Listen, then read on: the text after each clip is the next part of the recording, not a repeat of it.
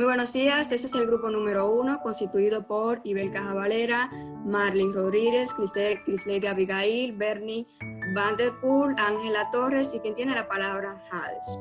Estaremos impartiéndole aspectos concernientes a la revolución científica, el racionalismo y el empirismo, el papel de cada uno de estos en la construcción de las ciencias sociales. Iniciemos con la revolución científica. Tenemos que esta se puede considerar como una época, un momento histórico que inició justamente a finales del Renacimiento en el siglo XVII y se extendió hasta el siglo XVIII, hasta inicios de la Ilustración. Bien, ¿dónde tomó lugar? Tenemos que generalmente en Europa, aunque fue extendiéndose hasta tomar un carácter global. La revolución científica supuso un cambio en lo que fue el pensamiento social, donde ya se explicaban, o sea, se buscaba explicar los fenómenos en la sociedad a partir del razonamiento, de la razón y del conocimiento empírico. Cabe resaltar que el término revolución viene a utilizarse con propiedad en el año 1939 por el historiador y filósofo Alexandre Koyré, con el propósito de hacer un énfasis en esta ruptura, o sea, un énfasis en la ruptura de todas estas viejas ideas propias de la Edad Media. Es decir, en aquel entonces teníamos que se pretendía explicar aspectos sociales, pero partiendo de lo que era un pensamiento religioso, o sea, acudiendo también muchas veces a la superstición, magia, brujería. Entonces, ya con la revolución científica se produjo un desprendimiento de cada una de esas ideas. Bien, un aspecto que podemos resaltar en cuanto a la Edad Media son sus principales intérpretes. Aquí nos encontramos con Santo Tomás de Aquino, tenemos a San Agustín. Bien, con Santo Tomás de Agustino podemos destacar el libro de la Suma Teológica, en el que ofrece diversas vías para probar la existencia de Dios. Asunto en el que no concuerdo con él, ya que no es necesario probarlo, pues como dijo San Agustín, probar la existencia, o sea, probar una proposición sería ponerla en duda, y tenemos que en Dios está la única verdad, más aún, Él es la verdad.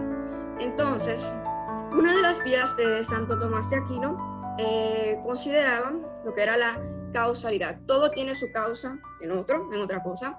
Por ejemplo, nosotros tenemos nuestra causa en nuestros padres. El reloj, supongamos, tiene su causa en un relojero. Entonces, de la misma manera, esto se aplica al universo, que debe de tener su causa en un ser que le dio orden. Entonces, ese ser es Dios. Entonces, tenemos que en la Edad Media se conserva una postura teocéntrica. Pero bien, es totalmente válido todo el pensamiento, impartido por este señor, Santo Tomás de Aquino. Alguien debió de ponerle orden a toda la complejidad de este universo, tomando, por ejemplo, tenemos, por ejemplo, a Isaac Newton, también una de las figuras más relevantes de la revolución científica. Tenemos que este formuló la ley de la gravitación universal. Tuvémoslas como modelo para, tener una idea de lo complejo que resulta ser toda la creación. Bien, esta ley considera que dos cuerpos, por el simple hecho de tener masa, se atraen entre sí, donde el que tiene mayor masa ejerce una mayor fuerza sobre el otro. Eso explica, por ejemplo, el comportamiento de nuestro satélite natural, la Luna, alrededor de la Tierra, su movimiento de traslación.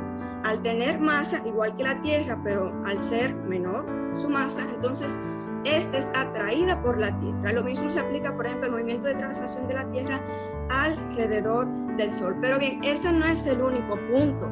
Tenemos que durante la revolución científica no solamente se cuestionaron aspectos religiosos, sino que también muchos conocimientos científicos considerados válidos hasta entonces se cuestionaron. Por ejemplo, es el caso del concepto aristotélico de que nosotros estamos constituidos por 4 elementos: tierra, agua, aire y fuego. Cuando ya a partir de aquel punto, cuando toma vigencia, digamos, la ciencia, más bien estamos constituidos por átomos y moléculas. Entonces, Dentro de las ideas que se enviaron al destierro tenemos entonces la idea de, o sea, la teoría geocéntrica, que la Tierra ocupa, bueno, una posición central en el universo. Y esto se lo podemos agradecer a Nicolás Copérnico, monje astrónomo, quien propuso la teoría heliocéntrica, donde más bien es el Sol quien ocupa el centro y la Tierra junto con los demás planetas giran alrededor de él. Bien, como complemento a, digamos, esto de que los planetas giran alrededor del Sol, entonces nos preguntaríamos, entonces, ¿cómo giran? Entonces ahí es donde toma posesión Johannes Kepler, astrónomo esta vez de origen alemán, que describe el movimiento de los planetas alrededor del Sol en forma de elipse, o sea, en una elipse donde el Sol ocupa uno de sus focos. Bien, o sea, su movimiento en órbitas.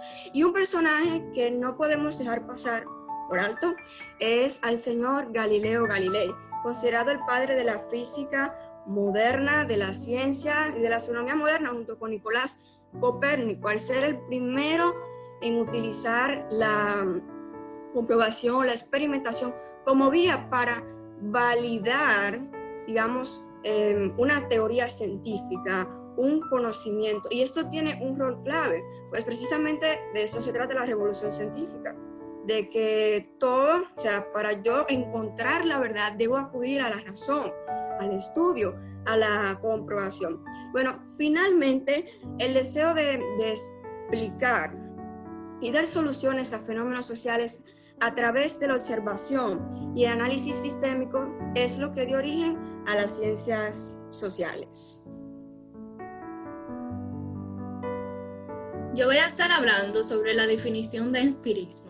La filosofía empirista llevó a cabo una soluble autocrítica de la razón, delimitó sus límites y restringió sus posibilidades, asentándola en el ámbito de la experiencia. Tendencia filosófica que considera que la experiencia como un criterio o norma de verdad en el conocimiento. Ahora voy a estar hablando un poco sobre su historia. En un sentido bastante general, se denomina empirismo a toda teoría que considere que la experiencia es el origen del conocimiento, pero no su límite. Esta postura ha sido mantenida por numerosos filósofos, como por ejemplo Empírico, los estoicos, Tomás de Aquino y Horkheimer. Sin embargo, en un sentido crítico, el empirismo propiamente dicho hace relación a las teorías filosóficas creadas por la corriente antes ya mencionada. Tras el siglo XVII, su influencia se deja notar tanto en el campo de la filosofía política como en el campo de la teoría del conocimiento. En el primero, el liberalismo de Horkheimer influye en los ilustrados, alentando los principios de la Revolución Americana y Francesa. Su división de poderes influirá en Montesquieu y su principio de igualdad impulsarán el conocimiento paulatino de los derechos humanos.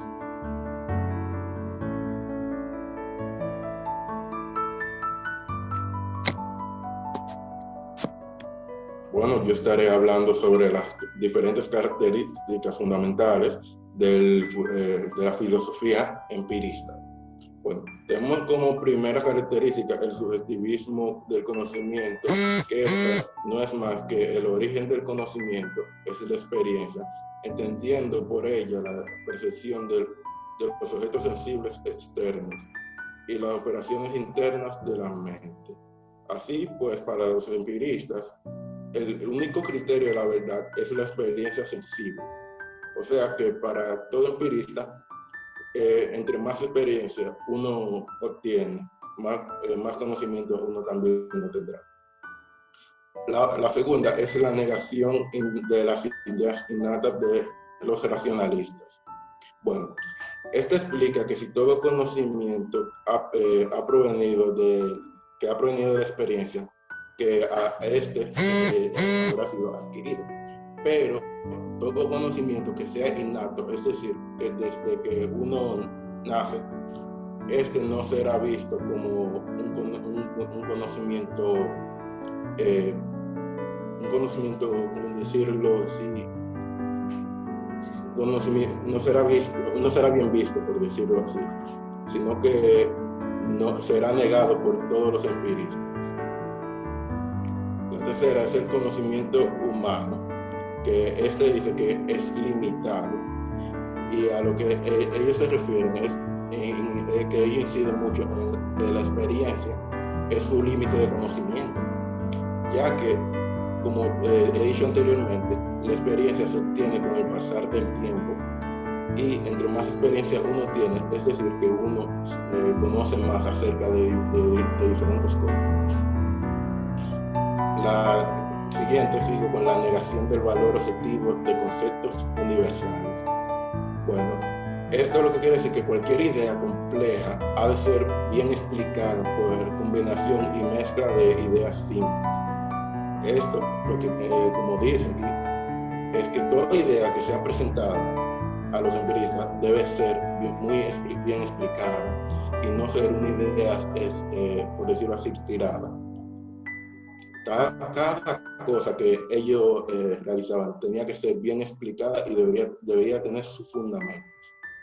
Bueno, continúo con el método experimental y ciencia empírica, que lo que quiere decir que el interés que haya entre un método adecuado para dirigir el pensamiento fue uno de los intereses principales, tanto del racionalismo como el empirismo.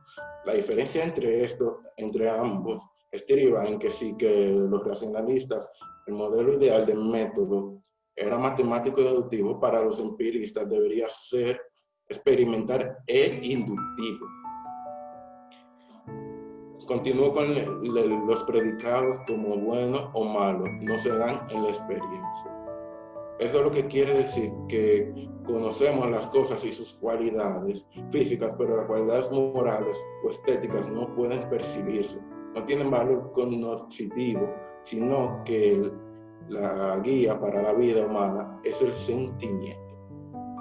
Bueno, ahora diré los tres máximos representantes del empirismo que podemos encontrar como primero a Thomas Hobbes, a John Locke y a George Beckel.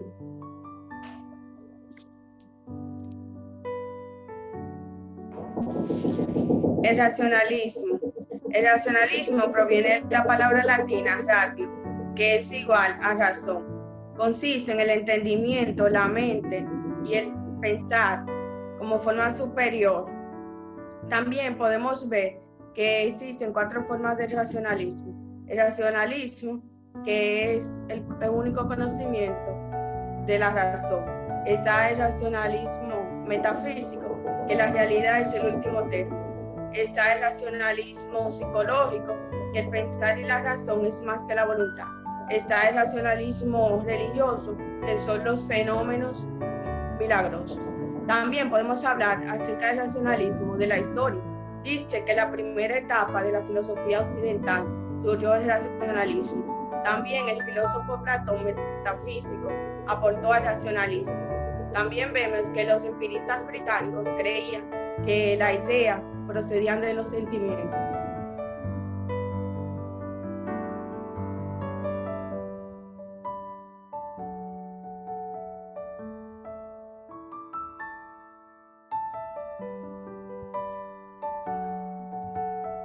Bueno, yo le voy a estar hablando sobre las características fundamentales de la filosofía racionalista. La primera es la plena confianza en la razón humana. En esta los filósofos le otorgan un valor extremo a la razón, entendida como la única facultad susceptible de alcanzar la verdad. Solo tienen validez científica aquellos conocimientos derivados de la razón con identificación de la experiencia.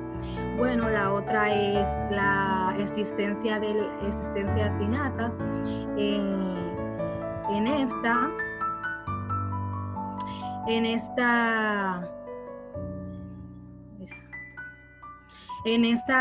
siguiendo la tradición abierta por Platón, para el cual el conocimiento verdadero podría ser alcanzado a través del recuerdo, al estar las ideas de algún modo presentes en el alma humana. Los racionalistas afirman que la conciencia posee ciertos contenidos o ideas en las que se encuentran asentada la verdad. Bueno, la otra es adoptación de un método de carácter matemático. Todos los racionalistas tomaron como modelo el método utilizado por la matemática y la geometría.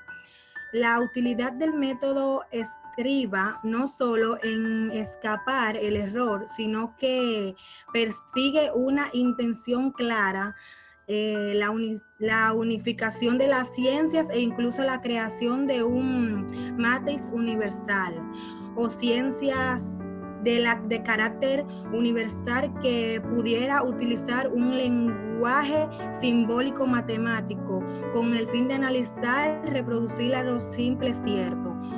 Toda la proporción completa de la ciencia, incluida la filosofía y la moral. La otra es la metafísica basada en la idea de sustentancia. Por la sustentancia entienden los racionalistas aquello que existe de tal manera que no necesita de ninguna otra cosa para existir. Eso lo dijo Descartes. Ahora bien, no todos estos filósofos admitieron el mismo número de ellas, sino que le otorgan la misma características. Descartes afirmó la existencia de tres subsistencias distintas.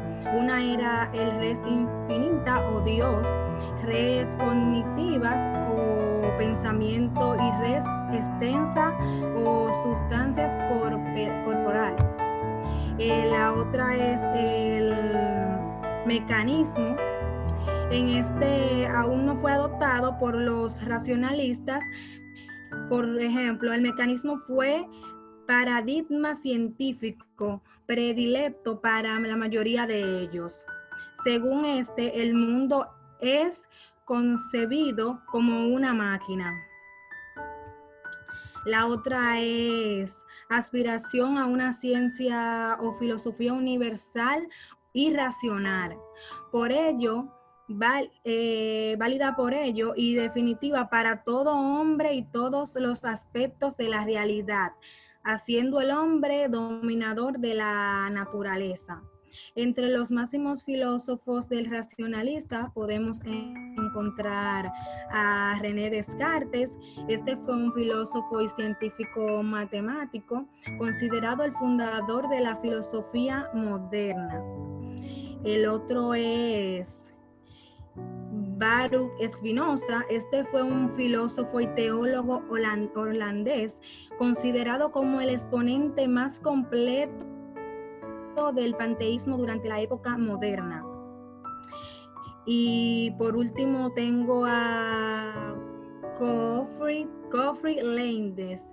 Este fue desde su más temprana edad, empezó a saciar su deseo de saber, puesto que su padre era profesor de la moral. Su formación fue autodidacta, inventó el cálculo intelectual.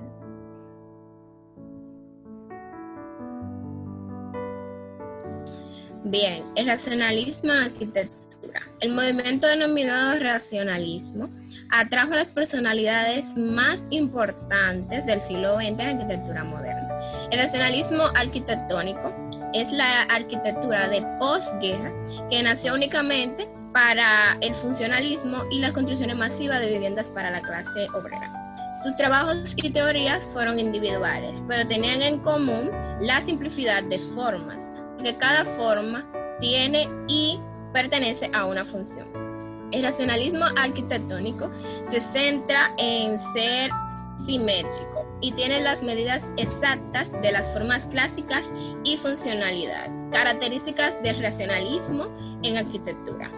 La simetría. Las columnas que funcionaban como soporte, diseño minimalista compuesto por formas geométricas básicas y un frontón triangular comúnmente conocido como pedimento. La simetría, la funcionalidad y los aspectos geográficos y geométricos del movimiento neoclásico estaban definiendo las características de la ideología racionalista. Los materiales del racionalismo.